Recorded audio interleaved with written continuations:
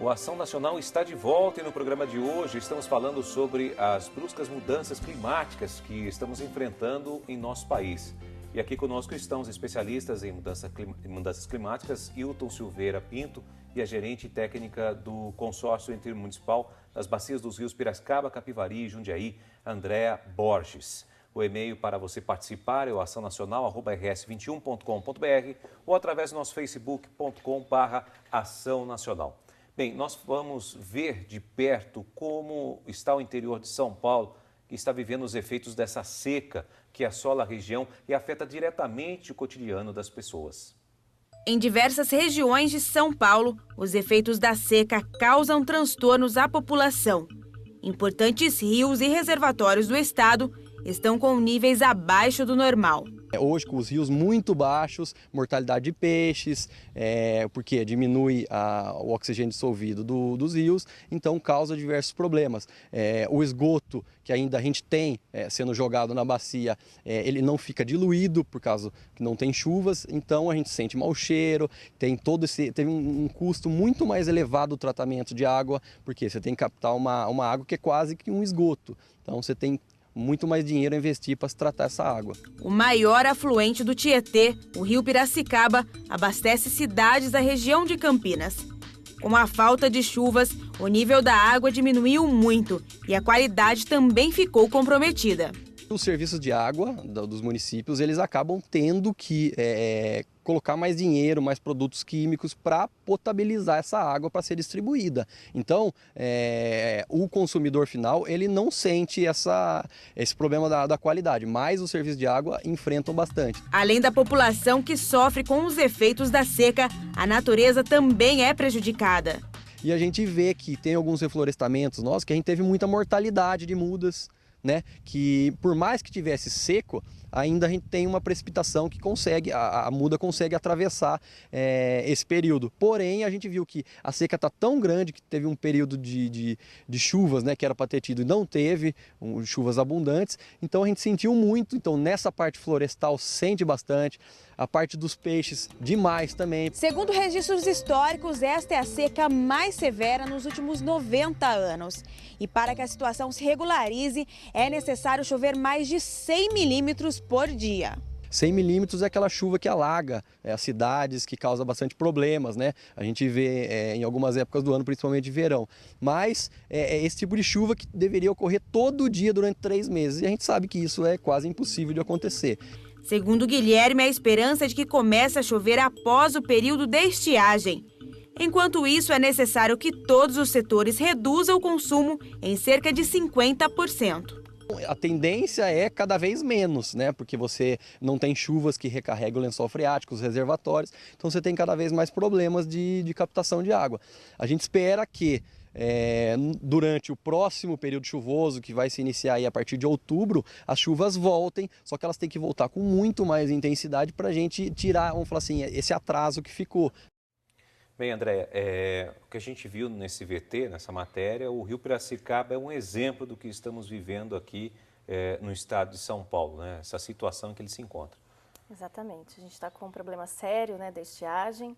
O consórcio, inclusive, em dezembro, encaminhou um ofício, né, um comunicado a todos os seus associados, falando que o que a gente poderia esperar desse ano, né, de 2014, que as represas já estavam, né, com um nível baixo de armazenamento para o período. E isso se confirmou, né, professor? Então, nós tivemos poucas chuvas durante o período que a gente esperava muitas chuvas, né, um período, né, do verão. E a gente entrou no período de estiagem, propriamente dito, né, depois de abril, com as represas próximas a zero, né, de armazenamento. Tanto é que a gente está utilizando o tal do volume morto, né, chamado de reserva técnica, né, que é para ser utilizado no momento crítico como esse. A nossa preocupação é, acabando a reserva técnica, se para o ano que vem não chover, professor, como é que vai ser? Nós não teremos mais a reserva técnica.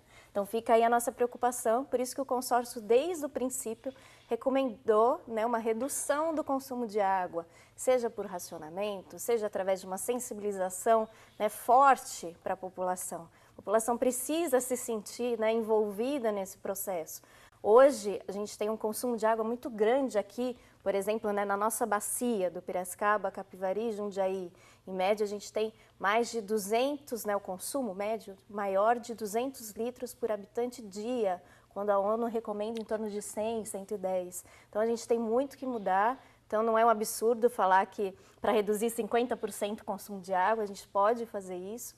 E acredito que a gente tenha muito que contribuir ainda para não enfrentarmos um momento mais crítico, né? Porque muitos municípios já estão enfrentando um momento de escassez, inclusive com decreto, né, de estado de calamidade pública, e a gente não quer que isso aumente, né, na nossa região e em outras regiões. Como é que está a situação dos municípios, principalmente aí que fazem parte do PCJ, né? Aqui a região nossa faz parte, né? Nós ficamos em Valinhos, Campinas, no fim abrange toda essa região aqui no estado de São Paulo. Como é que está a situação dos municípios hoje, atualmente? A situação é bastante crítica, né? Tanto por conta da estiagem, mesmo aqueles municípios que não dependem diretamente dessas águas, né, que provenientes do sistema Cantareira, eles apresentam um momento crítico por conta da falta de água, dessa estiagem atípica que tivemos, né, num período que normalmente não enfrentamos. Então, mesmo municípios que já estão garantidos, né, teoricamente, com seus reservatórios municipais, um exemplo Santa Bárbara do Oeste, eles já estão preocupados, porque se não chover, os reservatórios continuam sendo, essa água continua sendo consumida pela população. Então, todos precisam economizar. E um exemplo é Valinhos, né? Como você comentou aqui, né? Nós estamos aqui em Valinhos. Esse município... Onde está a sede da emissora. Isso, a sede da emissora em Valinhos. Então, esse município é um exemplo porque começou com o racionamento de água muito antes dos demais municípios. Então, já sentindo, né, os problemas dessa estiagem, a prefeitura não teve, né, ela é uma associada com o nosso, né, com o consórcio ajudando, incentivando, ela começou com esse racionamento preventivo para que conseguisse. Talvez se não tivesse feito isso antes, a população já estaria sofrendo muito mais com essa escassez de água. Você citou uma coisa, volume morto. Vamos explicar o que significa isso. Quando a gente fala, olha, estamos já no volume morto. O que é que está acontecendo?